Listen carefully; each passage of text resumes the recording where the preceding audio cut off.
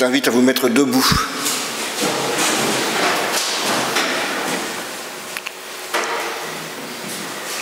Au commencement était la parole. Toutes choses ont été faites par elle. En elle est la vie, la lumière des hommes. En Christ, cette parole a habité parmi nous, pleine de tendresse et de fidélité. À tous ceux qui l'ont reçue, à tous ceux qui croient en son nom, elle a donné le pouvoir de devenir enfants de Dieu. Que sa grâce, la miséricorde et la paix, ainsi sur chacun de nous réunis en son nom. Amen.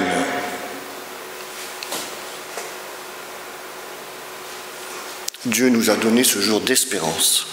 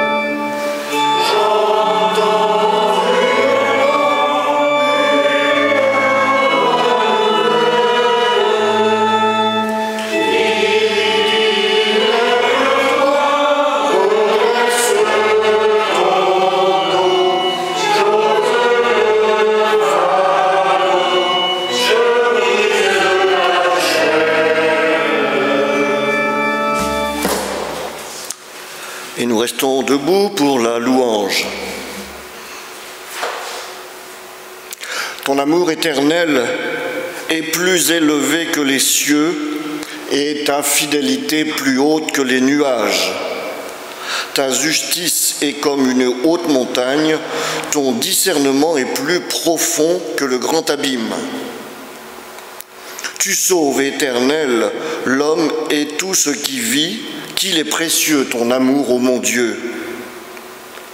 À l'ombre de tes ailes, tu abrites les humains, ils savourent les festins de ta présence, au torrent du paradis tu les abreuves. En toi est la source de vie, par ta parole nous voyons la lumière, garde ton amour à ceux qui t'ont connu et ta justice à tous ceux qui aiment ce qui est droit. Amen.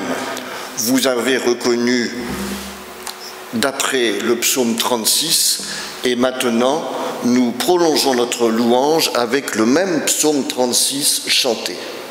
Amen.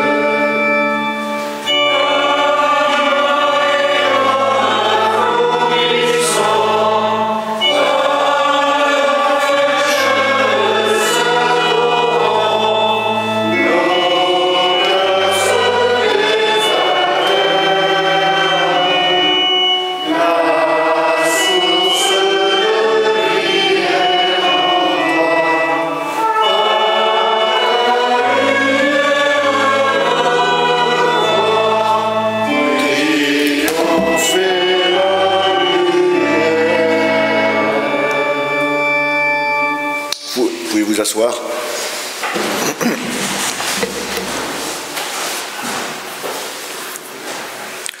L'amour de Dieu nous invite maintenant à la repentance. Et nous allons prier avec une prière de repentance de sœur Myriam. Seigneur, tu sais de quelle miséricorde nous avons besoin. Tu sais nos obscurités, nos silences, nos oublis, nos vanités. C'est à chacun comme un secret que tu les révèles. C'est à chacun comme un secret que tu les pardonnes.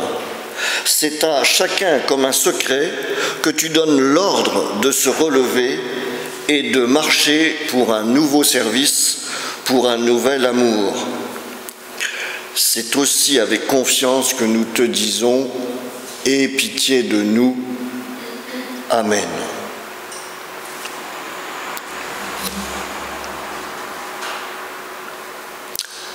Pour entendre les paroles de grâce, nous nous mettons debout.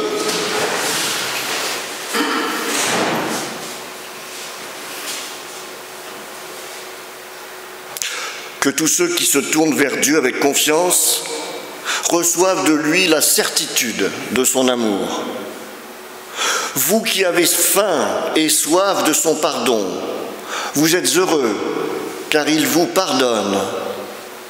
Vous qui avez faim et soif de sa présence, vous êtes heureux, car il vient demeurer en vous, vous fortifier et vous guider. Vous qui avez faim et soif d'amour, vous êtes heureux, car notre Père nous aime et nous pardonne en Jésus-Christ. Tous ceux qui se tournent vers Dieu reçoivent la certitude de son pardon. Amen.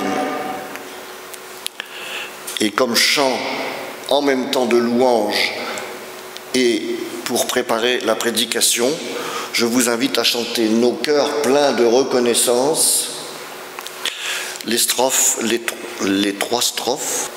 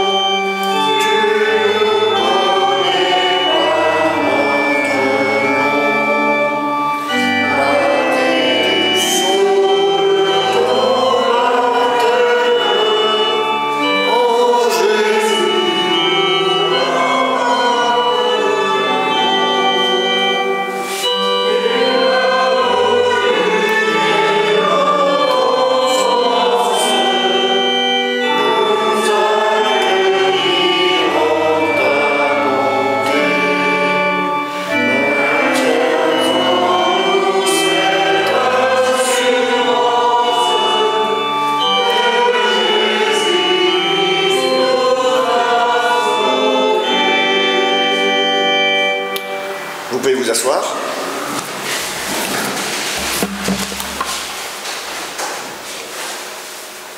Ceux qui étaient là dimanche dernier ont entendu qu'aux annonces, hier a été célébré le mariage de Guillaume Besançon et Élise Perrin.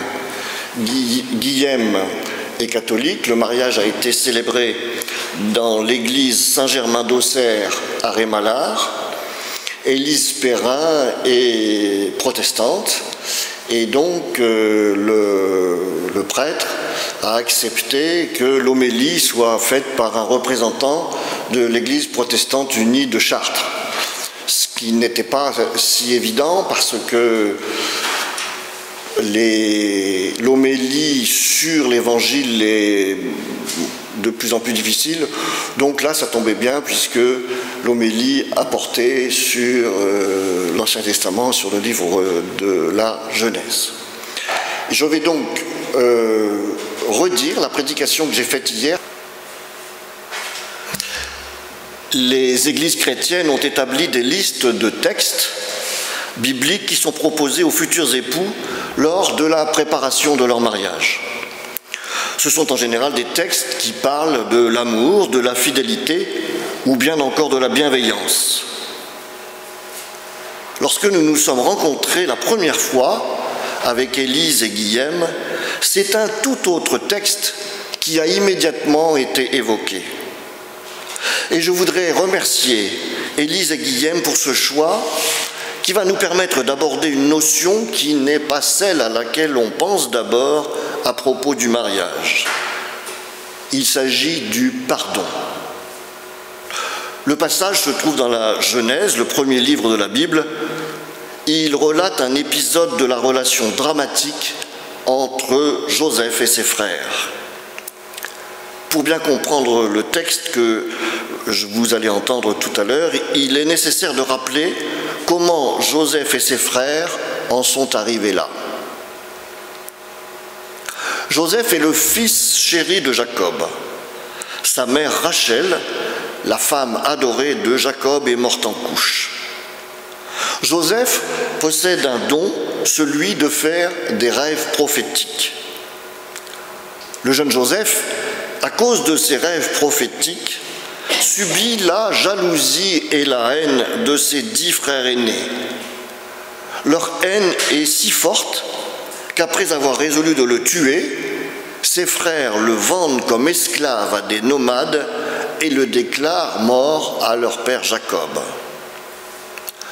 Après bien des péripéties, Joseph parvient au fait du pouvoir auprès de Pharaon. Il gère les ressources de l'Égypte pendant une longue période de famine. C'est alors que Joseph croise ses frères venus acheter du blé en Égypte. Ses frères ne le reconnaissent pas.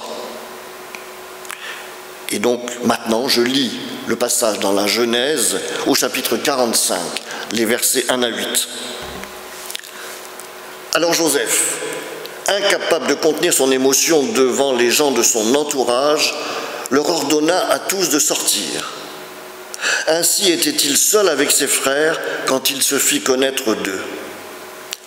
Mais il pleurait si fort que les Égyptiens l'entendirent et que la nouvelle en parvint au palais de Pharaon. Joseph dit à ses frères, « C'est moi Joseph, mon père est-il encore en vie ?» Mais ses frères étaient tellement effrayés qu'ils furent incapables de lui répondre.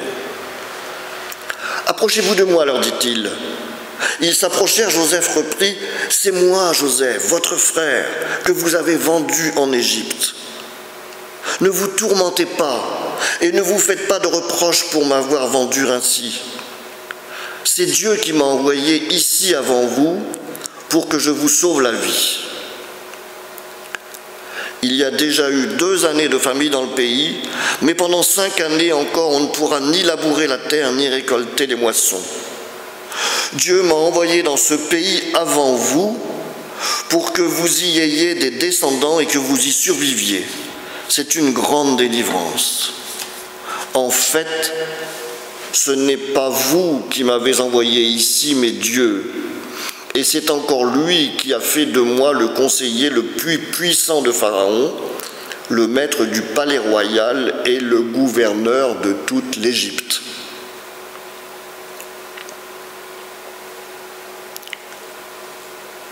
Alors, à la lecture de ce texte, notre réaction est immédiate. Comment un homme peut-il pardonner à ses frères qui ont voulu le tuer avant de le vendre comme esclave? Suite en général l'idée reçue selon laquelle tendre la joue gauche quand on a été frappé sur la joue droite consacrerait un aveu de faiblesse des chrétiens. Vous vous doutez bien que dans la réalité, c'est bien plus compliqué que ça. D'abord le pardon. On oublie souvent que dans pardon, on entend pardon. Perdonare en latin est sans équivoque. La remise d'une offense sans contrepartie. Nous sommes en dehors du cadre de la justice des hommes qui pose le principe d'une réparation avant la remise de peine.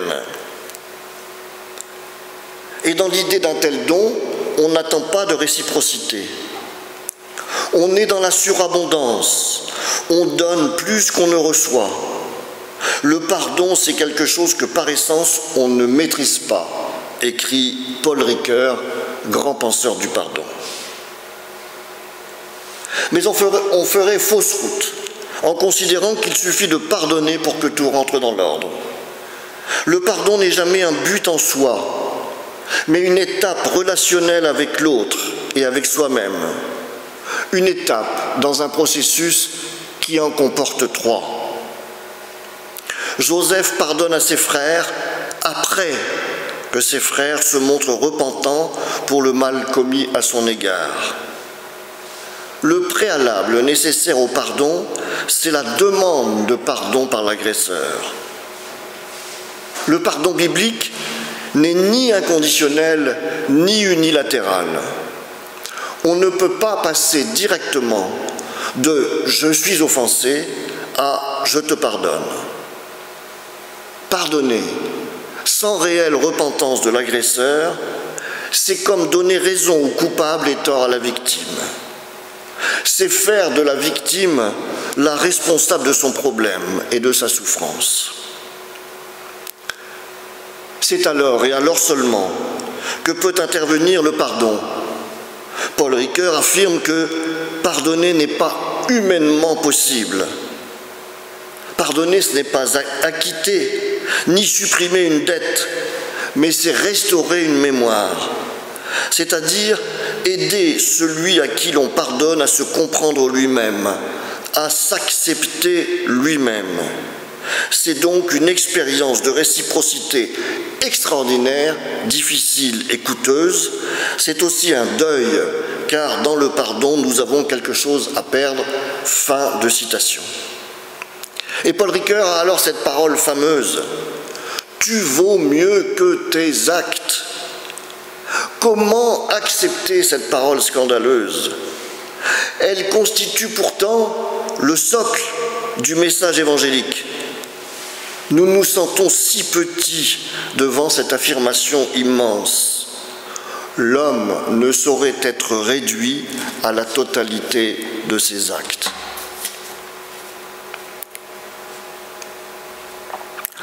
Enfin, troisième étape, la force immense du pardon, c'est d'ouvrir sur un avenir. C'est à Hannah Arendt que nous devons cette remarque sur la formule du Notre Père. Pardonne-nous nos offenses comme nous pardonnons à ceux qui nous ont offensés. Et Hannah Arendt dit, comment la vie serait-elle possible si nous n'étions pas capables de nous pardonner les offenses que chacun peut faire à son prochain? Le pardon est évangéliquement la possibilité donnée et proclamée d'un recommencement. Il libère du poids du passé, il libère des enfermements, notamment ceux de la culpabilité. Lorsqu'on parle du pardon, les églises chrétiennes ont parfois tendance à tirer un peu la couverture à elles. Si le pardon est effectivement au cœur du message évangélique, les chrétiens n'en ont pas le monopole. J'en veux pour preuve cette évolution entamée au XXe siècle vers ce que l'on appelle la justice restaurative ou encore la justice réparatrice. C'est une démarche laïque qui consiste à établir une relation entre l'auteur d'une infraction et la victime pour envisager ensemble les conséquences de l'acte en vue de le dépasser. L'une de ces applications les plus médiatisées a été celle de la Commission de la vérité et de la réconciliation, mise en place en Afrique du Sud par Nelson Mandela en 1995. Alors que vous pensez peut-être, qu'est-ce que ces propos sur le pardon ont à voir avec une messe de mariage? Et pourtant, est-on si éloigné de la vie d'un couple lorsqu'on aborde la question du pardon? J'entends sur la durée. Aimer l'autre, c'est aussi l'accepter tel qu'il est, sans chercher à modifier sa personnalité pour qu'elle corresponde à celle que l'on voudrait qu'elle soit. Si tu m'aimes, ne m'aime pas, a pu écrire Moni El-Kaïm. Notre vie ensemble se construit et se renforce à chaque fois que nous sommes capables de sortir par le haut d'un désaccord. Et les désaccords ne manquent pas lorsqu'il s'agit d'éduquer un enfant pour qu'il devienne un adulte. Merci à nouveau à Élise et Guillaume pour ce texte si riche. Il nous a permis de faire avec Joseph un pas de côté au milieu de la fête pour réaliser ensemble la force du pardon dans notre vie. Amen.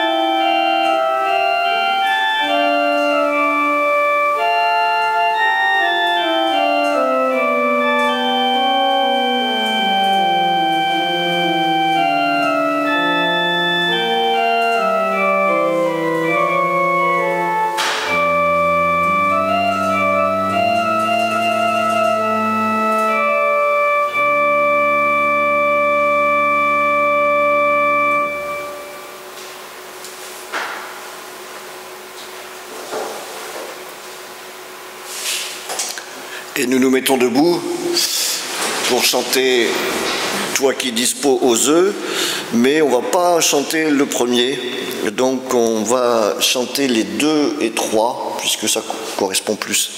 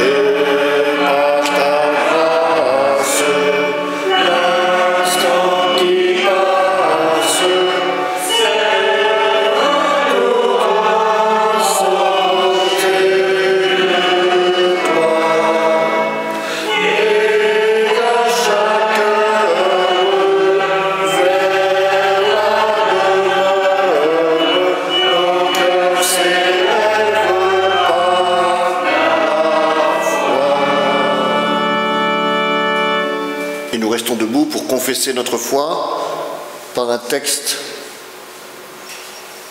que nous allons pouvoir, je ne sais pas s'il est lisible dans le fond, éclairer et rassembler de Dieu, nous affirmons notre foi. Je crois que je ne puis, par ma raison et mes propres forces, croire en Jésus-Christ, mon Seigneur, ni venir à lui. Mais c'est le Saint-Esprit qui m'a appelé par l'Évangile, m'a éclairé par ses dons, m'a sanctifié et m'a maintenu dans la vraie foi.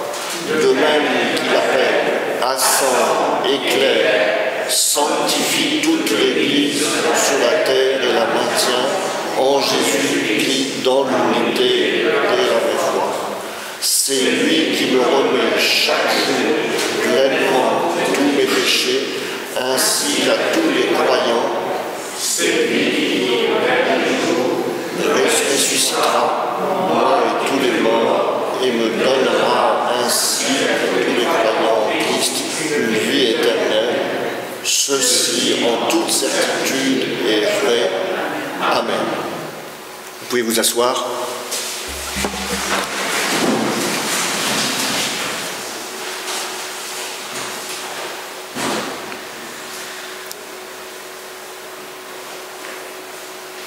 Après avoir confessé notre foi, nous voulons prier les uns pour les autres avec la prière d'intercession. Seigneur, tu vois notre monde, notre humanité, avec confiance, nous te les remettons. Nous te prions pour tous les peuples qui avancent dans l'obscurité des conflits, des règlements de compte, de la misère. Nous te prions pour notre pays, celles et ceux qui l'habitent. Inspire aux responsables politiques un esprit de sagesse et de discernement. Un regard tourné vers l'avenir et non vers le passé. Un projet courageux porté par l'espérance. Nous te prions pour celles et ceux qui se sentent exclus à cause de leur origine ethnique ou sociale, à cause de leur pauvreté matérielle ou culturelle. Pour celles et ceux qui se sentent inutiles, seuls ou méprisés, nous te présentons toutes les personnes frappées par le deuil ou la maladie. Seigneur, nous voulons tout particulièrement ce matin avoir une pensée pour la famille de Catherine Hubert et pour la famille Coquerel. Seigneur, nous voulons te dire merci pour tout ce que nous avons reçu par la vie de ceux qui viennent de nous quitter. Seigneur, fais de nous et de tous les chrétiens des témoins de ta justice et de ta paix, de ton amour, de ton espérance, et tous ensemble, nous te disons, notre Père qui es aux cieux, que ton nom soit sanctifié, que ton règne vienne, que ta volonté soit faite sur la terre comme au ciel. Donne-nous aujourd'hui notre pain de ce jour. Pardonne-nous nos offenses, comme nous pardonnons aussi à ceux qui nous ont offensés. Et ne nous laisse pas entrer dans la tentation, mais délivre-nous du mal, car c'est à toi qu'appartiennent le règne, la puissance et la gloire, au siècle des siècles. Amen. Ah, les annonces. Tu vas là-haut.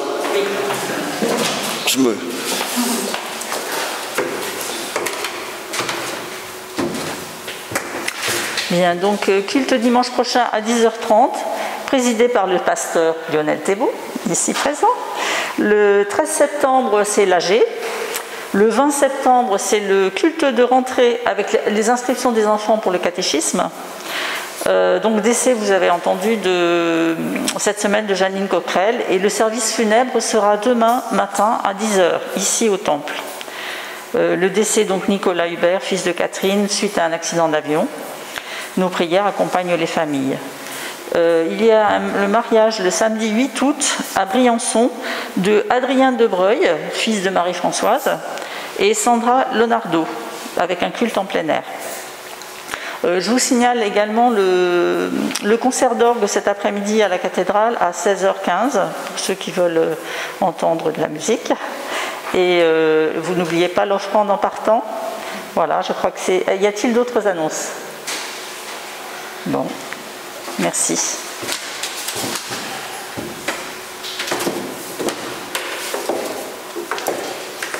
Merci.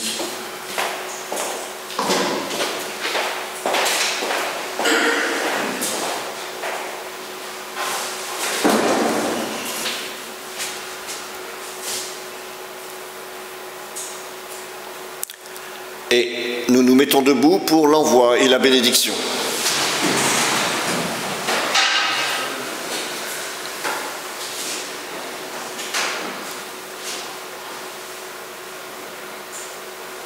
Ne vous tourmentez pas et ne vous faites pas de reproches pour m'avoir vendu ainsi. C'est Dieu qui m'a envoyé ici avant vous pour que je vous sauve la vie. Recevons la bénédiction de la part de Dieu. Au creux de nos vies, le Seigneur dépose l'espérance. Dans le creux de vos mains, le Seigneur dépose son amour. Au fond de vos yeux, le Seigneur dépose sa lumière. Dans le fond de vos cœurs, le Seigneur dépose sa paix. Amen. À Dieu soit la gloire.